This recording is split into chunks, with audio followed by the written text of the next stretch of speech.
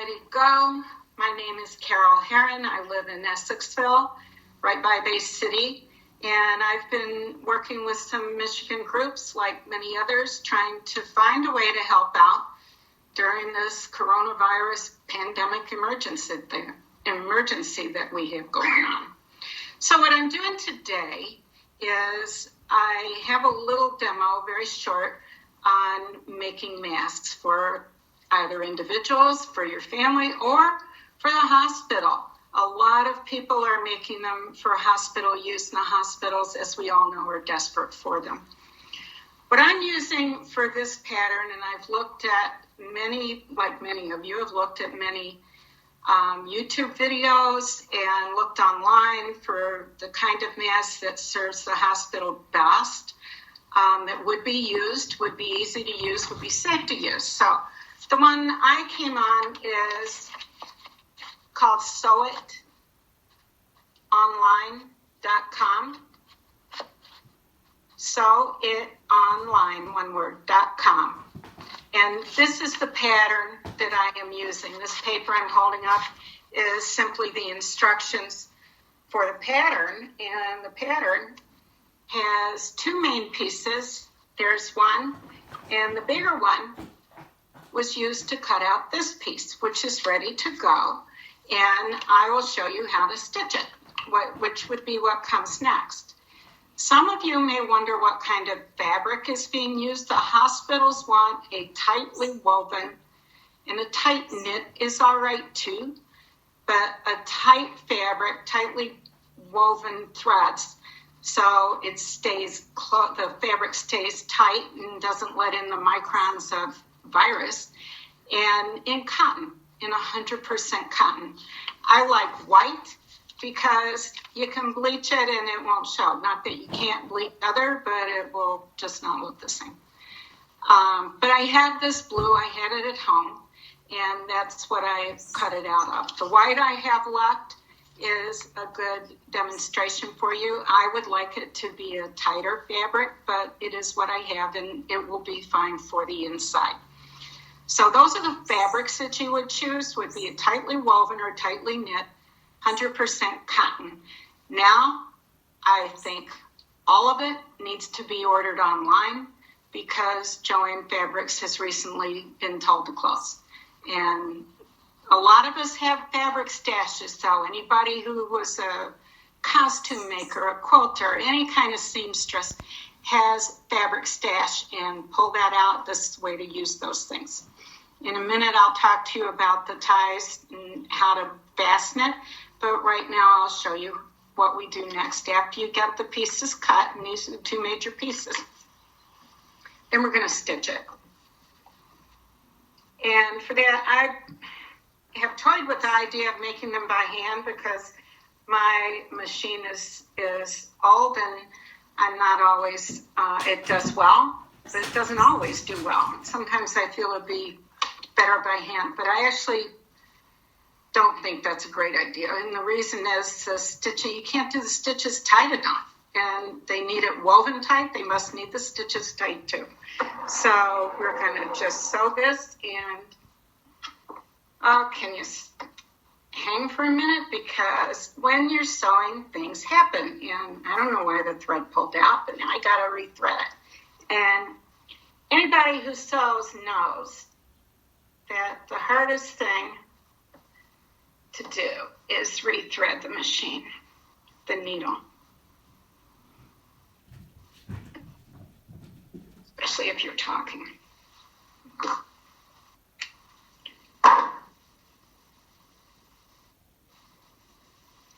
All right. Got it. Okay. I see how that happened. Okay. Got it in.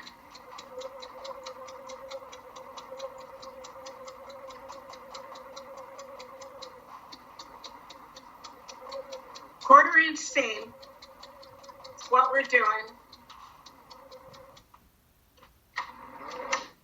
Lock your thread so the seam stays together, but these need to go together fast. I've seen some shows that showed how to put it together really fast that said they'll only be worn once or twice at that hospital. They're throwing them away. Others, you're going to wash them and bleach them. So, I would say anybody making it should find out how it's going to be used if you can. Otherwise, I still like this pattern, and I would just make it fast and lock stitches.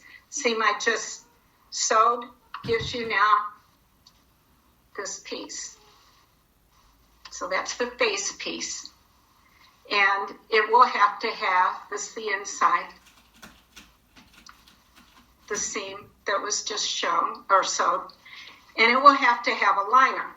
The liner, you do the exact same thing and sew down the middle. You sew that. Then you take each of these pieces and you do the same thing again on the ends that come out by the side of the face.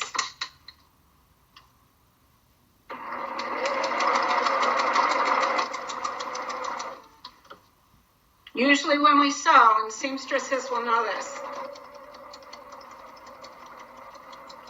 quilters, when you sew something and you finish, you stitch it. You iron it. But I don't know that that's absolutely necessary here. They need to get them. They don't need to have them pressed and perfect. So there's one side.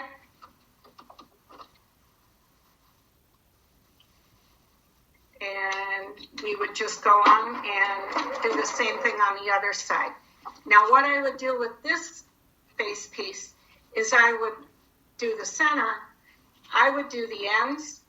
Once I finish this end, I would run this end straight onto it and keep on, and then turn it and do the other end, and then I would do this face piece. And once that's done, I would have the ends finished. I would have the centers stitched, and what it would give me would be a mask, outside and inside, like this, and it would have a pocket. Value of the pocket with this pattern is that if someone wants a little more protection, they can slip in there. The recommended items are, the best one is the 3M vacuum cleaner bag is the most protective because they're tight and they hold the microns smaller. But some people are using coffee filters. Other people say just paper towels, just slip them in there. And because you've got the pocket, you can slip them in, you can take them out, you can change them. This can be washed. So it makes it safe. So my thinking is ideally, I would have two, and I would have 1 day of use for them, and then the next day go to a different one, and that day wash the one I used the day before. That's what I would do. So this is what the mask looks like when it's folded in half, and this is what it looks like open and over your face.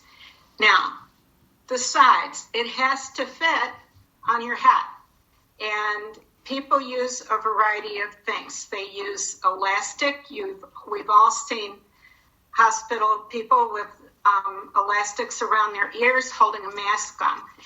This mask has elastic, but it's not what you would think of as elastic. It's made to go around the ears, and what it is from a t-shirt fabric. It's white, very soft t-shirt fabric.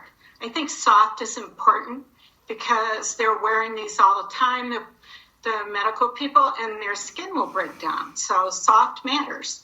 But this will fit around the ears, and it's comfortable. But it's made, the ties are made from strips of t-shirt fabric, and there are YouTube videos that will show you how to make those. In the hospital,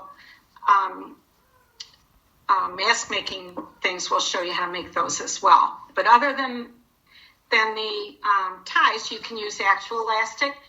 If you have any, I have none, and you can't get it from a store. So this is from an old costume or a birthday hat. You could use it from a mask, but this is elastic. It would work too.